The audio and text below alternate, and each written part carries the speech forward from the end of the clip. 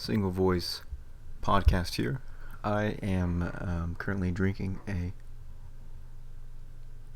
black tea with cloves.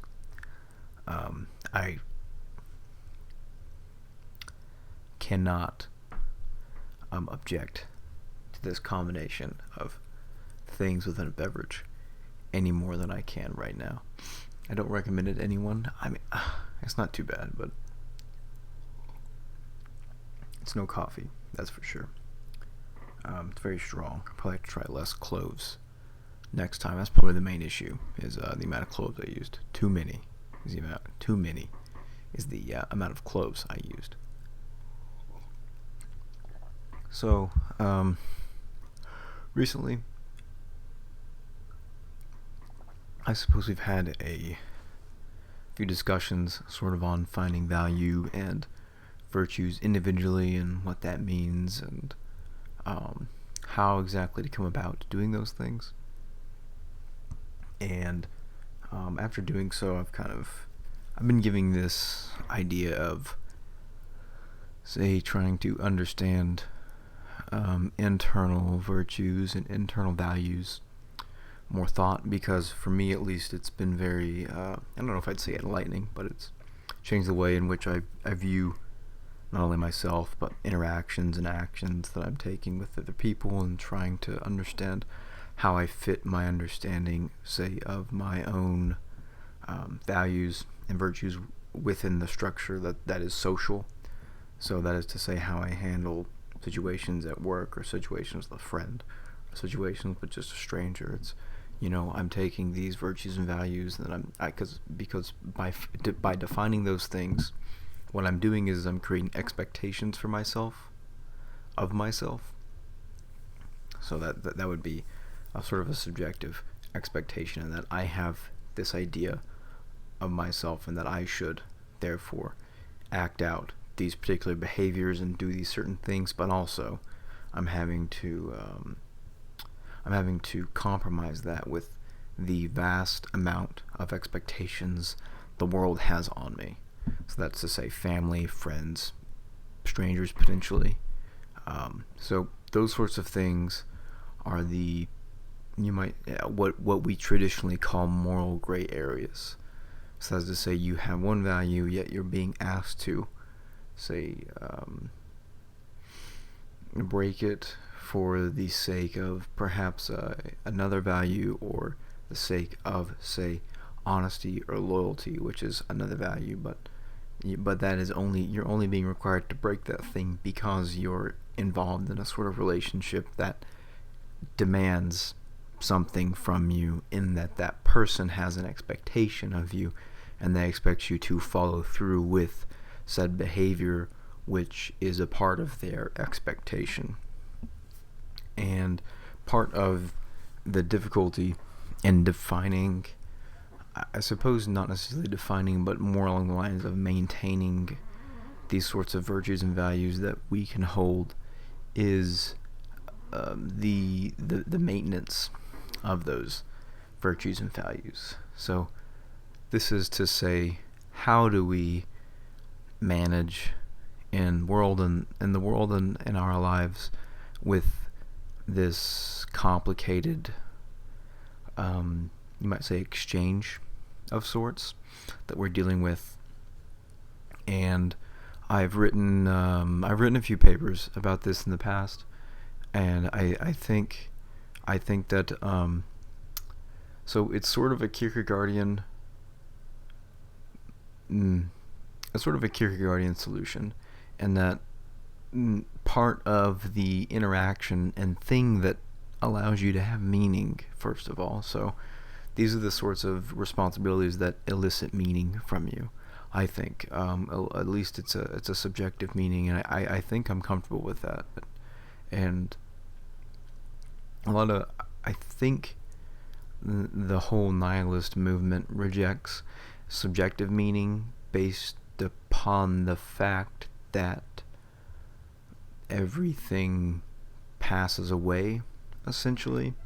I think that's really the only way you can reject subjective meaning, because but in a sense, I think that's also rejecting meaning itself, because I think meaning is something more like a feeling. You have a feeling of meaningful interaction, or of meaningful action, or of meaningful writing, or meaningful days, meaningful moments. You have these feelings about these sorts of interactions. And I think to reject subjective meaning is to reject meaning outright. And then we can reframe the question. You might say, well, you're arguing with a definition of meaning that I don't agree with. It's like, okay, fair. So what if we said meaning in terms of purpose? So this is to sort of say what Aristotle would call the final cause. So that is to say that in Aristotelian philosophy, we would say, I wouldn't say we would say because I wouldn't consider myself Aristotelian, but so say Aristotelian would say, you don't know what a thing is not until you can give its final cause. So that is to say, the bee's final cause is to pollinate flowers and make honey. But really, main purpose is to pollinate flowers. So from that point of view, you can say, well, do we have an objective purpose? Which is, so it's like it's related to meaning, but not necessarily. And I think that answer is invariably yes. I don't think you can escape purpose, because there's objective purpose, but it's the question of, well, what kind of purpose are you looking for? Because I think being implanted into a social sphere automatically places us with a social purpose, or with an objective purpose, but it's a social purpose. And I guess we need to also define how I'm using objective. I'm using objective in such a way that I'm saying that this thing exists, and it doesn't just exist, say, as a result of me holding it. So it's not to say that, if you get rid of humans, then there still is objective purpose, although we wouldn't call it that. There exists the potentiality for there exist things that have the potentiality of being labeled linguistically as objective purpose, only if you have those utilizable tools to call it that. So that isn't to say that it doesn't exist if you can't name it, but even having the potentiality of it being named objective purpose, I would consider it objective purpose. So that is to say, the bee and the flower. If we didn't exist here, then I would still say it's like, yeah, that's sort of a purpose. And even if it's not, say, the purpose of the bee, which is a very strange thing to try to say that the bee has purpose and that it does that, but in a way it does, and I don't think you can escape that idea. And the reason why we're so adverse to that idea is that it comes from this sort of modern, you'd say the modern century. So around the time Galileo was making his statements about Earth's positioning and how it's moving and not exactly how it's the center of the world, and we had kind of already been there, but Galileo was not really standing up to the church, and it sort of begins there, is that Galileo unhooked us from the center, and then we floated. And Nietzsche observed that we unhooked ourselves from religion, and then we floated existentially, looking for meaning, trying to find ourselves, to establish the axis mundi, the point of beginning, the origin point from which we can then work out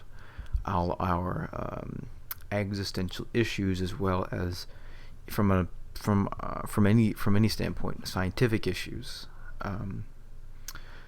physical issues, in that when dealing with physics, or theoretical issues, philosophical issues, like, you have to have a beginning point. So that is to say, like with philosophy, we all agree on X point, therefore we move on to Y, because we can all agree on this subpoint, and therefore we're able to work towards other things which we can agree on. But the issue with this is that no one really agrees on anything when it comes to philosophy. I'm going to get a sip of my clove tea here. But that's and kind of the thing that I'm trying to propose is that, or referring back to the establishment of this sort of modern era of philosophy, is the rejection of final causes. So that is to say that final causes really aren't useful. They don't really provide us with information. We got really interested in nominalism. So that is to say, breaking things down into their smallest components, rather than and interested in final causes. So that is to say, we understand a thing when we understand what it does. But now, nominalistic thought has the idea that we understand something when we can, say, explain the mechanism. So we understand the bee when we can understand how the bee is able to communicate with the hive in such a way that it's almost one single organism. Or we can understand the bee insofar as we can understand why it's attracted to the flower and why it would therefore pollinate it. So that's the nominalistic ideas. It's like, well, we understand something when we understand its individual parts. So by definition, that's breaking down, reducing things. Whereas some system that promotes final causes would say, well, things are valuable and that they have these sort of purposeful interactions with things, that they're fulfilling these purposes, and that their purpose of existing is in fact to do that thing that they are doing. So for us, our final cause is strange. Our final cause is extremely variable. And I think there's many ways you can begin a sort of conversation like this. But I begin with a sort of statement that we are all relational beings. So in Descartes', I suppose it's third meditation, he offers the cogito ergo sum idea, the I think therefore I am. And I believe Hume has sort of a very similar idea I have towards Descartes' idea, but I think there's a hole there in the argument I have against Descartes. So I guess I'll present Descartes' argument very quickly. Descartes has an argument that essentially states everyone knows external world skepticism, or most people know about external world skepticism, in that I'm not really justified in believing certain things about the external world because I cannot be 100% sure that it's there. And that sounds like, yeah, okay, well, this is why philosophy is dumb, but here's why it's important. We can start to draw a few conclusions from that idea. Number one of the things I'm most sure about is that I exist. Maybe not my body, but this thinking apparatus that's allowing me to have these thoughts, that has to exist. So for Descartes, he assumes that the ego is the one thing that does exist. And from that, he goes on to argue for the existence of God, which is, as, who said it? Spinoza or Leibniz said that, basically Descartes shoehorned God into his philosophy. Or maybe it was Pascal who said that. I can't remember. So, and that was the one thing he had against Descartes. So, looking at it from that perspective, one of the things that I noticed when I was trying to analyze, it's like, what's wrong with that statement? You think, therefore you are, but I think what's wrong with it is that you can't be 100% sure. So, okay, the I think, therefore I am statement is based upon this idea that you can be a thinking thing that's being given the sensation of reality artificially. So that is to say, the modern example is a brain in a vat, but the classic example is the evil demon that's deceiving you. So One of the things that I'm not 100% sure about is that how could one be sure that they are not just a thing which is receptive to impressions, and that if one is receptive to perceptions, that's not even to say that you're a thinking thing. There's no thinking happening. You're just receptive to perceptions, or receptive to impressions. You couldn't have the impression placed upon you that you in fact are thinking that you are the only thing that you can be sure exists. So that is to say that thought does not happen naturally or independently of the thing that's deceiving you. You're just a thing that receives impressions.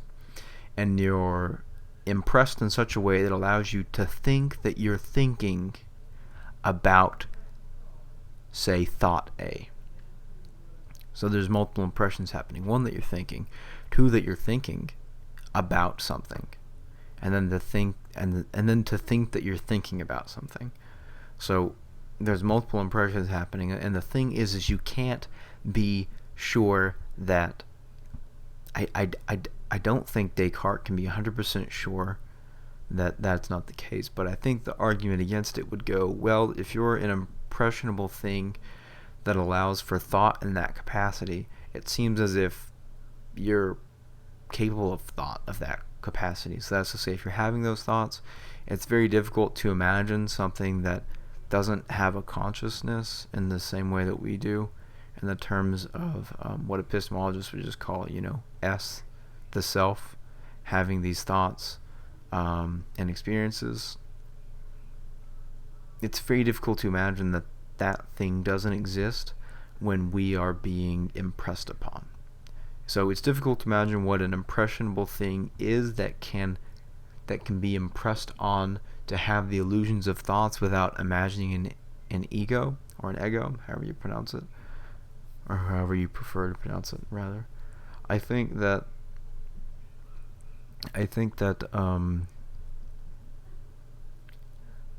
that is a reasonable objection, but I'm not 100% sure about how well it takes down the argument.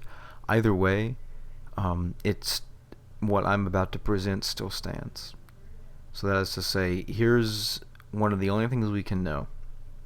Here's a potential takedown of that argument, but even given that takedown doesn't work, or that cogito ergo sum doesn't work, I have a sort of solution to offer towards this idea that we lack purpose and meaning.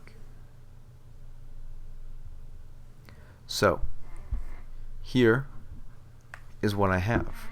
I have this essential idea that states that we are relational beings. So, basically, a relational being is a being that is entered in a relationship. But it's not a relationship that is simply, say, the relationship between a nut and a bolt, and that the bolt screws into the nut. It's not a relationship on that level. It's a relationship that recognizes one in which so this would be assuming the Cartesian example, which is the I think therefore I am example. It's a relationship that assumes that there is a thing that is able to create things that are related to itself or related to others. That's to say, thoughts. You are initially relational because of thoughts, and that's the primary definition, or the primary way of defining what a relational thing is that there is a relation between mind and thought, and that is considered to be the primary relation. Secondarily, we have these external things which we can't 100% be sure exist, but I think we're on the safe side of assuming they do, because I don't have much evidence that leads me to believe otherwise, but I don't also have much evidence that leads me to believe contrary to that thought. So I am taking the Kierkegaardian leap of faith and assuming that the external world really does exist, probably because it's very effective to assume that way. So it's pragmatic, and I think it's simple, and it goes along with my common sense. And I don't think there's anything wrong with siding on common sense's side when it comes to philosophic inquiry. So, number one, we're relational. Number two, we are relational even if we're the impressionable thing, and that we have relationships with these impressions. So there's a relation, but I don't necessarily think we're the impressionable thing. I think we probably do have. We definitely are things, because like I said, I assume the external world is real, and I assume that I have these sorts of thoughts, and that by having these sorts of thoughts, I'm relational, and then I'm having those thoughts.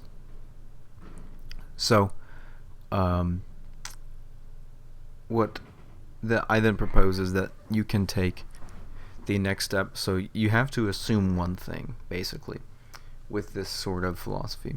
You have to assume that there are other relational beings, and that's not quite the part that requires much assuming, because it's like fair. It's like there's people who look like you and they act like you, and it sort of seems like they have free will, and it sort of seems like they're having these thoughts. You can't quite be sure because you can't really see a thought. It's just you open up a person's head and it's just a brain with electrical signals. You can't really see a thought.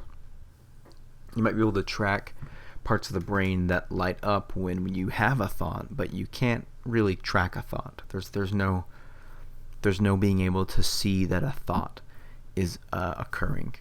You can see the thought. You can see that a thought is occurring. I apologize, but you can't really see the thought itself. So, what we then have is, so you can say it's reasonable to believe that there are other relational beings. Secondly, I think with this sort of system of trying to find purpose is understanding that we live in a social sphere. And part of that social sphere is understanding that not only are you related to thoughts, you're related to other relational beings. So that is to say, people and probably animals to some degree, which can get into the arguments where it's like, well, how should you go about treating other things that maybe have relations in the same way that you do? So that's to say, it's calling into question the ethics of how we handle the treatment of our animals. And it basically goes off one assumption, and the assumption is it's not quite revolutionary. I'd say it's pretty simple. It is that we recognize that other relational beings have value. That's the only thing you have to assume. And from that assumption, you can then go about trying to devise a plan, I call it an ethic, that is best suited to living a life at which you are upholding the expectations of other relational beings and the expectations you have for yourself. Because if you value other relational beings, you're probably interested in their well-being.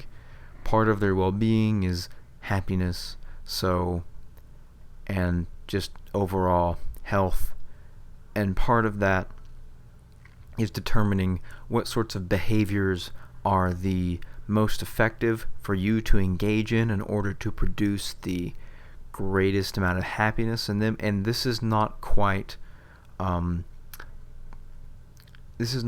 pragmatic as other sorts of philosophies, say, for example, like the name has slipped me, but it's the practice essentially of trying to raise the total aggregate amount of happiness in the world. So that is to say, if action A produces more happiness than action B, then choose action A. I believe it's consequentialism. And maybe not. Maybe consequential. I won't get bogged down in that. So what we can then go about doing is to differentiate this system from that system, is to recognize that there is one of the differences is in that system it sets happiness upon a pedestal, whereas this system places the well-being, not happiness, of relational beings up on the pedestal. That's the single axiomatic thought with this sort of a system, and that is what we're basing all of our work on. So I will give you an example. So we're dealing with the social sphere, and we realize we're a relational being, and we realize we are interacting with other relational beings. And we also understand we have an axiomatic guiding principle telling us which we can then use to devise an ethic to act out certain behaviors that are best suited to a situation. So here's an example. You have a relationship with your friend, and your friend has, say, X idea about you, and you have Y idea about yourself. Your friend is expecting you to do a task with him, but say it violates Y idea of yourself. But the expectation of your friend is utilizing the idea they have of you known as X. You have idea Y of yourself. So they are expecting that you're going to maintain this X status with them. But you want to, of course, assert and maintain the Y status. So you have to consider multiple things whilst deciding whether or not you are to go with X or go with Y. So maybe we'll call them consequentialists for now. I don't think that's quite the name. I think, utilitarianism, that's what it's called. So we'll go with and utilitarianism, just a reminder, is the belief that we should try to increase the total aggregate amount of happiness. So we could go with utilitarianism and say that, well, if you what's happening is say Y doesn't cause that much. Say if you choose to do X, what you're doing is you're making your friend happy, and you're not decreasing your own happiness that much. So it's like the total aggregate amount of happiness is raised, and therefore you should do that. Now, what my system is proposing, it's like, well, say maybe conforming to X idea may make your friend very happy, but it's not conforming with idea Y of yourself. And you have just as much of a right to assert your own identity about yourself as your friends do. So this is where the interplay between external factors and internal factors comes into play when dealing with the pursuit of internally produced virtues and values. So you have to come to a compromise between X and Y, and you're doing this all the time. The system itself doesn't exactly provide you with a roadmap as to how to handle these situations. But what it does is it puts you in the situation in order to allow you to devise your own system and ethic for dealing with situations of this sort, where say the external factors of the world are asking you to compromise your idea of yourself or the ideal version of yourself. And we're placed in these situations all the time. And that's why I think it's important to think about these things. And that's why also I think it's important to come to a realization that we do have these internal values and virtues that are somewhat moral principles for us. Wherever they come from, we find them incumbent upon ourselves, either through some sort of relationship with religion or through God or through just a feeling you have in yourself. And personally, I think a feeling that you have in yourself is enough, as I discussed in a previous video. But for those religious folk, I think it's safe to assume that the sorts of feelings you have, we can call them internal values, internal virtues, are placed upon you in such a way that they have come from God. I think that's a very safe assumption. I rarely find that the internal values that I have determined to follow have betrayed any sort of religious teaching I've required, and I'm speaking mainly of Christian faith, and somewhat also I can see how it also works in the system when it comes to other faiths. I don't know much about certain religions, but say Buddhism, Hinduism, Taoism, I can certainly see how these sorts of internal recognition of virtues and values would be able to be had in those systems as well, without compromising a major moral guideline of that religion. So, what this system does is it draws attention to the fact that one makes compromises. And what it therefore allows one to do is to think about these sorts of ways in which you will go about handling those compromises. So, I begin with a sort of basic Stoic philosophy. I'm a fan of Marcus Aurelius. I enjoy that aspect of philosophy, mainly focusing on one's relationships with one's external forces, one's relationship with one's conditions, and trying to work out the best possible way of existing within that framework. So that for me, that's Stoicism in a nutshell. And it's also avoiding, unnecessary amounts of pleasure, but it's not quite like that. It's avoiding gluttony. It's avoiding overconsumption of alcohol. It's avoiding overconsumption of cigars. It's avoiding overconsumption of thoughts and emotions, overconsumption of the sad emotion, overconsumption of the joyful emotion. It's keeping you essentially placed in the middle, very similar to, I suppose, the Zen middle way in that regard. So, for me, I go about creating an ethic that's based roughly around Stoicism, and that is based roughly around, you might say, sort of Spinoza's ethic, in which he understands everything to sort of happen for a reason, as is dictated by monads and their relationship. I say monads as is dictated. I'm thinking of Leibniz. As is dictated sort of by the hand of God. I really enjoy Spinoza for that, and that he kind of revels in this deterministic idea and understanding of how we interact, and that is to say that, this distinction between natura naturans and natura naturata.